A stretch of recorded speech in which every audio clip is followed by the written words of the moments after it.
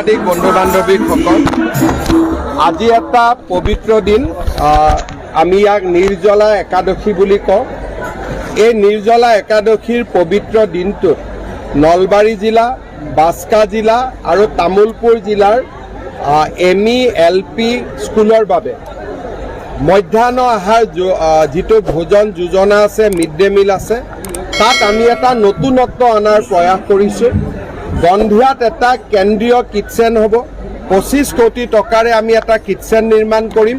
25,000 50,000 ল'ৰা ছোৱালীৰ কাৰণে ইয়াত একেলগে খোৱা বস্তু বনিব আৰু ৰাতিপুৱাই গাড়ী দি আমি গৈ স্কুলবিলাকত এই খোৱা পঠাই দিম। কামৰূপ জিলা, কামৰূপ মহানগৰ জিলা, যোৰহাট জিলাত এই ব্যৱস্থা চলি আছিলে। আজিৰে পৰা নলবাৰী জিলা আৰু আংশিকভাৱে বাস্কা আৰু তামুলপুৰ জিলা সংযোজিত হ'ল। এই আঁচনিখন খুব পবিত্ৰ আঁচনি, শিশুক ভোজন যোগান ধৰাৰ আঁচনি। এই আঁচনিখন ৰূপায়ণ হোৱাৰ ফলত বিদ্যালয়ৰ প্ৰধান শিক্ষকসকলেও এতিয়াৰ পৰা চাউল দালিৰ তেওঁলোকে হিচাপ কৰি থাকিব নালাগে। তেওঁলোকে নিজৰ শক্তি সামৰ্থ্য পঢ়া শুনাৰ কামতে তেওঁলোকে নিয়োজিত কৰিব পাৰিব আৰু ইয়াৰ ফলত বিদ্যালয়ৰ বিদ্যায়তনিক পৰিৱেশো উন্নত হ'ব। এবছৰৰ ভিতৰত নিৰ্মাণ সম্পূৰ্ণ হৈ যাব, অলপ আগতেই হ'ব। বৰ্তমান 25,000 ল'ৰা ছোৱালীক তেওঁলোকে টাৰ্গেটত লৈছে, কিন্তু যি ধৰণে আমি কিটচেনটো বনাইছোঁ, প্ৰয়োজন হ'লে 1 লাখলৈকেও ল'ৰা ছোৱালীৰ খোৱা বস্তু আমি বনাব পাৰোঁ। নলবাৰী জিলা চৰ অঞ্চলটোত যাব পৰা নাযাব। নলবাৰী, আংশিক তামুলপুৰ, আংশিক বাস্কা। ইয়াতে কি হ'ব? 25 কোটি টকা খৰচ কৰি আমি এটা পাকঘৰ বনাম। এই পাকঘৰটোত ৰুটিও মেচিনেদি হ'ব পাৰিব, শাক চব্জিও মেচিনেদিও কাটিব আৰু আমাক ইয়াত ৰাইজৰো কিছু মানুহক লোৱা হ'ব, যোনে ইয়াতে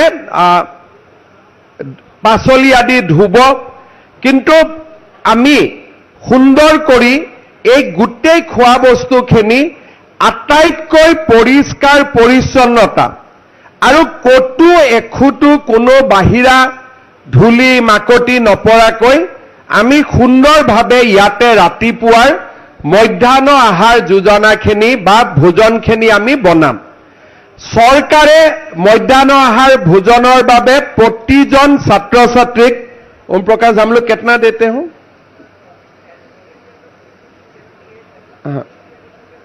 LP ME के लिए আমি চৰকাৰে এজন ছাত্ৰ ছাত্ৰীৰ কাৰণে LPত 6 টকা, MEত আমি 10 টকা দিওঁ। কিন্তু এখেতসকলে যিটো খোৱা বস্তু বনাব তাত 6 টকা আৰু 10 টকাত নহয়গৈ। যিখিনি অতিৰিক্ত লাগিব সেইখিনি হৰে কৃষ্ণ ফাউণ্ডেশ্যন আৰু অক্ষয় পাত্ৰই তেওঁলোকে নিজাকৈ সংগ্ৰহ কৰিব। চৰকাৰৰ টকা আৰু আমাৰ টকা দুইটাই লগ লাগি আমি ৰাতিপুৱা ইয়াতে স্কুল আৰম্ভ হোৱাৰ আগে আগে গোটেই নলবাৰী জিলাত যিমান ল'ৰা ছোৱালী আছে অলপ অলপ বাস্কা আৰু তামুলপুৰো ইয়াত যোগ হ'ব। टोटल ये किचन का कैपेसिटी कितना है, कितना स्टूडेंट के लिए? 25,000। 25,000 ল'ৰা ছোৱালীৰ খোৱা বস্তু মধ্যাহ্ন আহাৰ আমি ইয়াতে বনাই ল'ম আৰু ইয়াৰ পৰা গাড়ী দিয়ে, যিফালে যি গাড়ীৰ ডাইৰেকশ্যন আছে সেই গাড়ী দি ৰাতিপুৱাই খোৱাটো লৈ যাব আৰু একজেক্ট টাইমত স্কুলখনত গৈ খোৱাটো গৈ পাব। এতিয়া কোনোবাই ক'ব আমাৰ কৰ্মী আছে, মধ্যাহ্ন ভোজন বনোৱা আমাৰ ৰান্ধনী আছে, তেওঁলোকৰ চাকৰিটো যাবগৈ নেকি? তেওঁলোকৰ চাকৰি নাযায়। তেওঁলোকে আগতে বনাইছিলে, এতিয়া বিলাব। তেওঁলোকৰ বনোৱা কামটো নোহোৱা হৈ যাব, তেওঁলোকে বিলনী হিচাপে নিজৰ কামটো কৰি থাকিব। অৰ্থাৎ ৰাতিপুৱা ইয়াতে খোৱা বস্তু যাব, আমাৰ মধ্যাহ্ন ভোজন যোজনাৰ ৰান্ধনী বাইদেউসকলে ল'ৰা ছোৱালীকেইটাক বিলাই দিব আৰু সুন্দৰকৈ পুষ্টিকৰ খাদ্য খাব আৰু ল'ৰা ছোৱালীৰ স্কুলত অহাৰ ইচ্ছাটো বহু পৰিমাণে বাঢ়ি যাব। প্ৰধান শিক্ষকসকলে চাউল আনিবৰ কাৰণে শাক চব্জি বজাৰ কৰিবৰ কাৰণে বহুত সময় খৰচ কৰিব লাগে শিক্ষাৰ পৰিৱৰ্তে বনোৱাৰ কামত খৰচ কৰিব লাগে এতিয়া প্ৰধান শিক্ষকসকলেও হিচাপ নিকাচৰ মাজত পৰিব নালাগে কাৰণ ইয়াৰ পৰাই আমি খোৱাটো পঠাই দিম আৰু তেওঁলোকৰ এটা অতিৰিক্ত দায়িত্বৰ পৰা মুক্তি পাব তাৰ ফলত তেওঁলোকে সদায় লৰা ছোৱালীৰ বিদ্যায়তনিক কাম কৰাত বেছিকৈ সুবিধা পাব ইয়াৰ লগতে আপোনালোকে এটা কথা জানিব যে ৰাতিপুৱা ইয়াত কিটচেনটোত 25,000 লৰা ছোৱালীৰ কাৰণে আমি বনাই দিলো দিনটোতো কিটচেনটো খালী হৈ থাকিব আমি কেতিয়াবা গুৱাহাটী মেডিকেল কলেজত খোৱা বস্তু পঠাব লাগে আমি এখেতসকলক কওঁ গুৱাহাটীত যে আপোনালোকে বনাই দিব যদি চৰকাৰৰ কিবা মিটিং আদি থাকে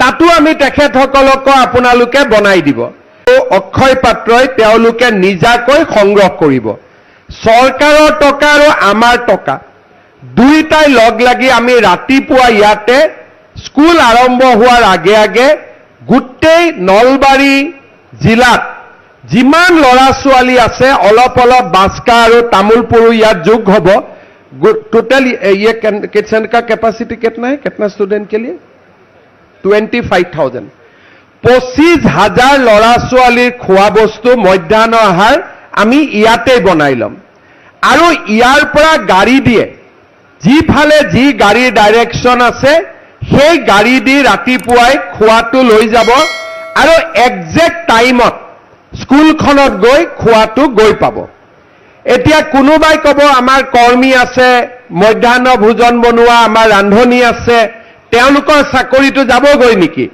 তেওঁলোকৰ চাকৰি নাযায় তেওঁলোকে আগতে বনাইছিলে এতিয়া বিলাব তেওঁলোকৰ বনোৱা কামটো নোহোৱা হৈ যাব তেওঁলোকে বিলনি হিচাপে নিজৰ কামটো কৰি থাকিব অৰ্থাৎ ৰাতিপুৱা ইয়াতে খোৱা বস্তু যাব আমাৰ মধ্যাহ্ন ভোজন যোজনাৰ ৰান্ধনী বাইদেউসকলে লৰা ছোৱালী কেইটাক বিলাই দিব আৰু সুন্দৰকৈ পুষ্টিকৰ খাদ্য খাব আৰু লৰা ছোৱালীৰ স্কুলত অহাৰ ইচ্ছাটো বহু পৰিমাণে বাঢ়ি যাব প্ৰধান শিক্ষকসকলে চাউল আনিবৰ কাৰণে শাক চব্জি বজাৰ কৰিবৰ কাৰণে বহুত সময় খৰচ কৰিব লাগে শিক্ষাৰ পৰিৱৰ্তে বনোৱাৰ কামত খৰচ কৰিব লাগে এতিয়া প্ৰধান শিক্ষকসকলেও হিচাপ নিকাচৰ মাজত পৰিব নালাগে কাৰণ ইয়াৰ পৰাই আমি খোৱাটো পঠাই দিম আৰু তেওঁলোকৰ এটা অতিৰিক্ত দায়িত্বৰ পৰা